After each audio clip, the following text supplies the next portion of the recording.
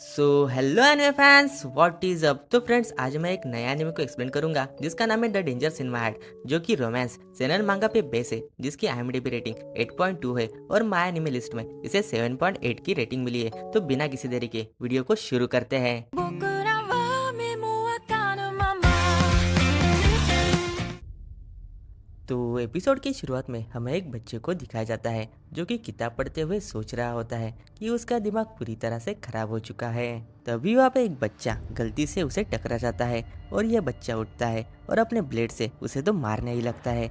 लेकिन फिर हम देखते हैं कि ये तो सब उसकी इमेजिनेशन होती है। फिर वो खुद से ही कहने लगता है कि मैं एक ब्लड थर्स्टी डीमन हूँ, पता नहीं वो दिन कब आएगा जब मेरी ख्वाहिशें पूरी हो जाएंगी। फिर वो एक लड़की की तरफ देखता है और वो खुद से ही कहने लगता है कि यही वो लड़की है जिसे मैं सबसे ज्यादा मारना चाहता हूँ, अन्ना यामादा। ये स्कूल की चाहती और मैगजीन मॉडल है, मगर इससे मुझे कोई फर्क नहीं पड़ता। मैं तो इसके सुंदर चेहरे को दर्द में देखना चाहता हूँ। तभी वो लड़की यामादा हमारे MC की तरफ देखती है और ये बंदा खुद से ही कहता है कि मैं इसे छोड़ूंगा नहीं। और वो सोचता है कि मैं बेट लगा सकता हूँ कि मरने के बाद भी ये खूबसूरत ही दिखेगी, मगर इसकी बॉडी बिलोंग करती है इसके किलर को ही। फिर स्कूल के लंच ब्रेक में क्लास में बहुत ज़्यादा शोर होता है, इसलिए हमारा MC लाइब्रेरी में अकेले ही लंच करने के लिए जाता है। लेकिन वो वहाँ पे देखकर शॉक होता है कि वहाँ पे यामादा खाना खाते हुए कुछ बड़बड़ा रही होती है, लेकिन उसकी बातें हमारे MC को कुछ समझ में नहीं आती और वहाँ से वो आगे चला जाता है। फिर वह उस लड़की को शेल्फ के पीछे से देखने लगता है और वो सोचता है कि यही सही मौका है उसे मारने का, लेकिन वो अपना मन बदल लेता है। और हाँ, हमारे MC का नाम है क्योटारो इचिकावा। फिर इचिकावा देखता है कि वो यामादा लड़की स्कूल का प्रोजेक्ट तैयार कर रही है। तभी हमारा बंदा नोटिस करता है कि ये तो पेंसिल की जगह पेन का इस्तेमाल कर रही है। और इस बात का एहसास यामादा को जल्दी हो जाता है क्योंकि उसे लिखने के लिए चार्ट पेपर पर जगह कम पड़ जाती है। फिर वो लड़की काम करने के लिए कटर को ढूंढ रही थी, मगर वो उसे मिल नहीं पाता। फिर हमारा इचिकावा सोचता है मेरे पास मेरा कटर है, क्या मैं उसे दे सकता हूँ। फिर इचिकावा सोचता है मगर उसने मुझसे पूछा कि मैं कटर लेके क्यों घूमता हूँ, तो मैं क्या करूँगा।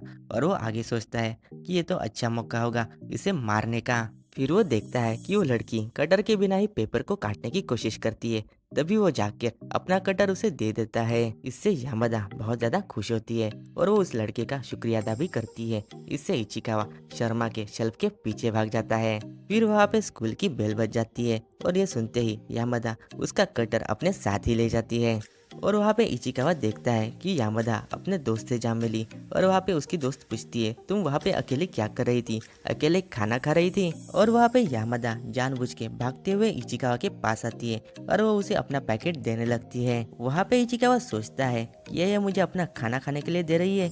तभी यामादा नोटिस करती है कि पैकेट में अभी भी चिप्स है, तो यामादा उसे पूरा खाती है और वो खाली पैकेट उसे दे देती है। इससे इचिकावा को कुछ समझ में नहीं आता और यामादा वहाँ से चली जाती है। इसके बाद इचिकावा उस पैकेट को फेंकने के लिए जाता है और वो खुद से ही कहता है कि अभी तो मैंने अपना मर्डर काउंट शुरू ही किया था।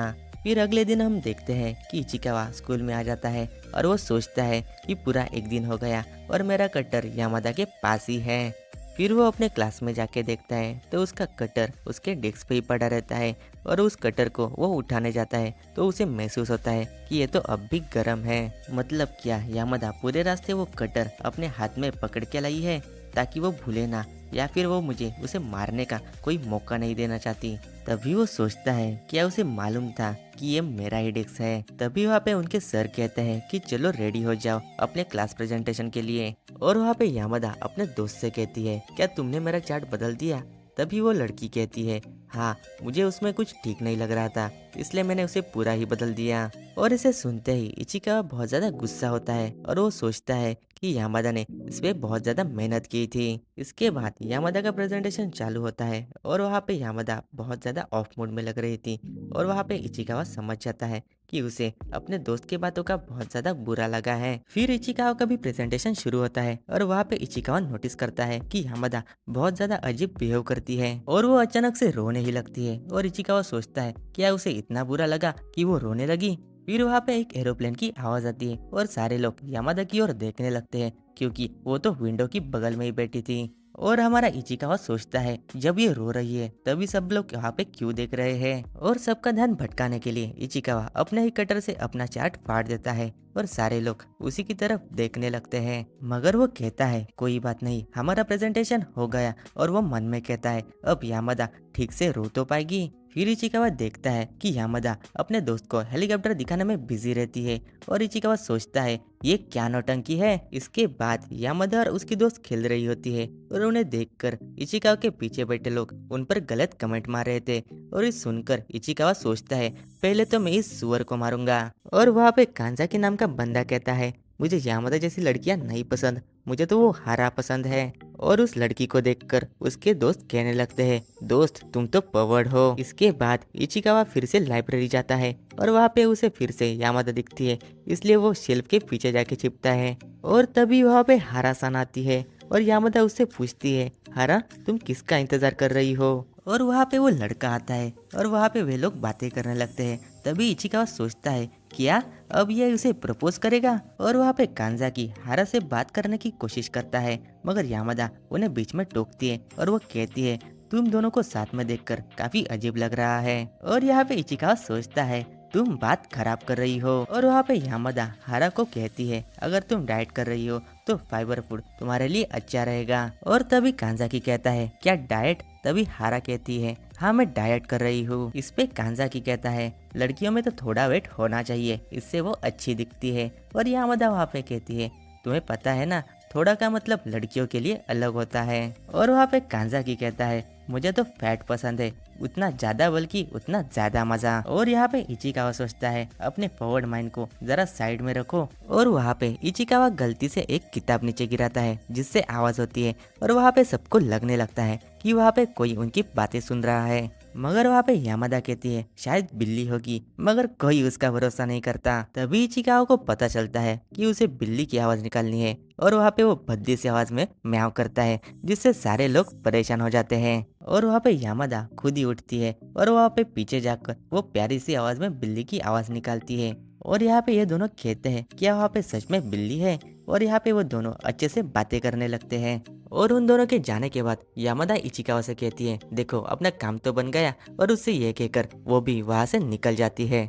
फिर घर जाते हुए इचिकावा मन में सोचता है इस लड़की की प्रॉब्लम क्या है, ये तो मुझे हर जगह मिल जाती है। तभी वो एक मैगजीन शॉप के बाहर रुकता है और उसे याद आता है कि यामादा की फोटो इस वीक के मैगजीन में आने वाली है। फिर अपना इचिकावा घर से कपड़े बदल कर आता है उसी स्टोर में, और उसे वो मैगजीन दिख जाती है, मगर वहाँ कहीं से यामादा टपक जाती है और इचिकावा उसे पहचान जाता है, और उसे देखते ही वो एक शेल्फ के पीछे छुप जाता है। और वहाँ पे यामादा एकदम बेवकूफ जैसी हरकतें करती है, और वहाँ पे दो लड़कियां मैगजीन पढ़ रही थी और यामादा उन्हें स्माइल देने लगती है। उसे लगा कि वे लड़कियां उसे पहचान जाएगी क्योंकि वो मैगजीन में जो है, मगर इसका उल्टा होता है, वे लड़कियां स्टोर से भागी जाती है। और इतनी बेइज्जती होने के बाद यामादा वहाँ से चली जाती है। फिर अपना इचिकावा सोचता है चलो कोई बात नहीं, मैं एक मैगजीन तो खरीद ही लेता हूँ। फिर फाइनली वो मैगजीन को घर लाता है और वो यामादा की फोटो देखने लगता है, मगर उसके बाद वो मैगजीन को फेंक देता है। और वो सोचता है यामादा और मुझ में काफी फर्क है,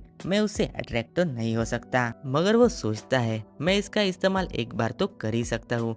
फिर वो उस मैगजीन को देखकर वही करता है जो तुम लोग H&M में देखकर करते हो। फिर अगले दिन इचिकावा स्कूल जाने लगता है और वो रिग्रेट करता है कि वो रात से ठीक से सो नहीं पाया उस मैगजीन के कारण। फिर वो अपने सामने यामादा को देखता है, वो किसी से बातें कर रही होती है, और उन्हें देखकर इचिकावा सोचता है क्या वो उसका बॉयफ्रेंड है। और वो लड़का यामादा को पटाने की कोशिश करता है और वो यामादा को अपना सोशल मीडिया एक्सचेंज करने के लिए कहता है, मगर यामादा उसे अपना सोशल मीडिया नहीं देना चाहती, इसलिए वो बहाने मारने लगती है। इसके बाद वो लड़का यामादा की तारीफ करने लगता है और ये सुनकर इचिकावा मन में कहता है अरे भाई वो तुम्हें इंटरेस्टेड नहीं है, मगर अपनी तारीफ सुनते ही यामादा भी उससे बातें करने लगती है। फिर हम देखते हैं कि वो बंदा यामादा को अपने सोशल मीडिया एक्सचेंज करने के लिए जबरदस्ती करने लगता है। और वहाँ पे यामादा अपने सोशल मीडिया एक्सचेंज करने ही वाली होती है। तभी इचिकावा सीरियस हो जाता है और वहाँ पे वो सोचता है मुझे इससे कोई फर्क नहीं पड़ता, मगर क्या मुझे ये सब करना चाहिए। और वहाँ पे इचिकावा उनकी तरफ अपनी साइकिल ही फेंक देता है और उसकी साइकिल फ्रैंक से टकरा कर टूट जाती है और वहाँ पे वो नीचे नाले में गिर जाती है और इससे सबका ध्यान बढ़ जाता है और यामादा भी वहाँ पे बच जाती है क्योंकि उसे अपना कांटेक्ट शेयर नहीं करना पड़ता। और ये सारी चीजें यामादा की दोस्त देख लेती है और यामादा को वो सारी बातें बता देती है और वहाँ पे चुपचाप इचिकावा आता है और यामादा उसे उसके बारे में पूछने लगती है। पहले तो इचिकावा कुछ नहीं कहता, फिर वो बताने लगता है कि मैंने गलती से ब्रेक की जगह गैस दबाया। और ये सब सुनते ही यामादा तो जोर जोर से हंसने लगती है और वो क्यूटली इचिकावा से कहती है तुम काफी फनी हो। और ये सुनकर इचिकावा तो एकदम फ्रीज हो जाता है और वो यामादा की तरफ देखते ही रहता है। और इसी के साथ ये एपिसोड यहीं पे एंड होता है।